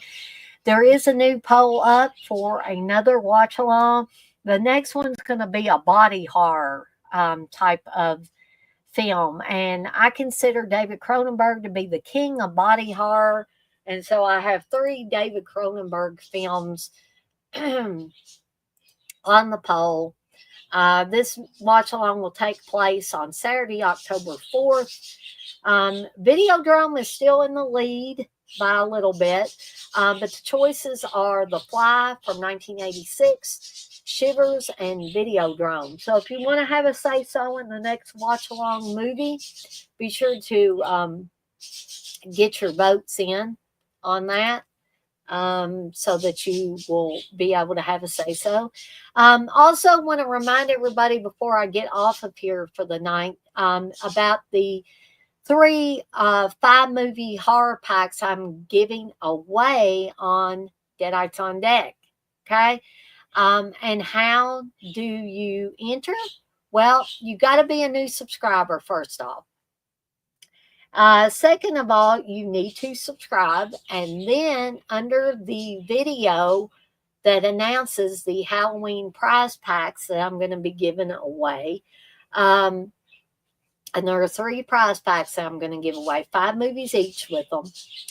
So you need to go under that video and comment and let me know that you subscribed, and also let me know the channel handle or screen name that you subscribed under. Make sure it's the one you subscribed under, because I'm actually going to go back.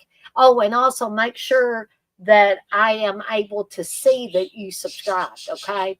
Under normal circumstances, I'd say don't worry about it. Just subscribe, and if you want to keep your name hidden, fine. But if you want to be entered in this contest, I've got to see that you subscribe. So you can't hide it from me in that case, okay? Because I'll be going back and double checking on these things, okay? So we got that. And before I do finally get off here for the night, I want to remind you guys and gals of several different ways that you can support me and the channel, and it won't cost you a dime. And one of them is by subscribing. And what better time to subscribe than when I've got a giveaway going on, okay? That's going to take place from now until 11:59 on October 31st, 11:59 p.m. Eastern Time. And so you got a little bit of time to enter, to subscribe and enter this giveaway contest.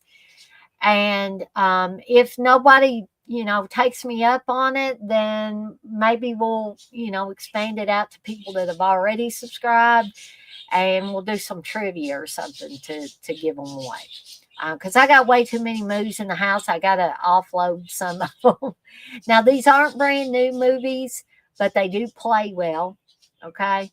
They just they're not sealed up or anything like that. And they are all Blu-rays. No 4Ks, no DVDs. So if you want to enter, make sure that you have the ability to watch Blu-rays. If you have the ability to watch 4Ks, you should have the ability to watch Blu-rays. Okay. But none of these are going to be 4Ks, just Blu-rays only. All right. So, under normal circumstances, I would say you can keep it hidden if you subscribe. But if you want to be in on the contest, make sure I can see that you subscribe. All right. But otherwise, in any event, I should say, I'm not going to try to minister to you or come to your house and try to sell you candy bars and cookies. Okay. You will not be bothered if you subscribe to my channel. Okay. I'm not going to hound you for anything. You can hit the notification bell so you don't miss any of the content that I've got coming out. And you can hit the like button on anything that you particularly enjoyed. If you enjoyed everything, heck, hit the like button on everything. All of those things. Plus, if you have friends or family members that you think might enjoy the content I'm putting out, please share my channel with them. And I'll do you a solid by putting my channel handle in the chat, which is just at Deadites on Deck. Okay. I have changed it from Evil Dead Chick to Deadites on Deck to more align with the name of the channel, right? I am the Evil Dead Chick, and that's the screen name I use, but I thought to make it easier on everybody, I would align the channel handle with the actual name of the channel. Also, be sure to visit deaditesondeck.com, my horror shop. Tell them Poe sent you, the official mascot of the Deadites on Deck horror shop. Ozzy the Wonder Squirrel is the official mascot of the Deadites on Deck YouTube channel. And RJ is the official mascot of Movie Munchies, which I've got a Movie Munchies coming up, a video that's going to drop at some point on October 26th for Ozzy's October Burrito. So you guys and gals can look forward to that really soon. Well, at the end of October. The last Sunday before Halloween, I will be dropping that video for Ozzy's October Burrito. I got lots of cool new designs on Deadites on the Deadites on Deck horror shop at deaditesondeck.com. If you can remember the name of my channel, you certainly can remember the name of the shop, so check it out. If you're not a t-shirt person, you can get a lot of these same designs put on hats and tote bags and mouse pads and what have you.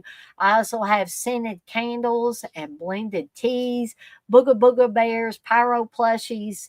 I've got it all, basically, folks. So head on over to deaditesondeck.com and check it all out. Nighty Nightmare sleep shirts, etc., etc. All right, so I guess I am ready to get off of here for the night. I want to also thank those of you that will watch this on the replay that maybe didn't get a chance to watch it live. But as always, I'm off like a dirty shirt. This shirt ain't dirty, but I'm off like one. And I want to remind everybody, as I always do before I get off of here for the night, to be kind to one another and blaze that trail. Get out there, blast some Aussie, and try to live life the Aussie way. What do I mean by that? Don't stay stuck in the past, folks. Stay in the present, move forward into the future, and never, ever give up on your dreams. I love each and every one of you out there, and I'll see everybody next time.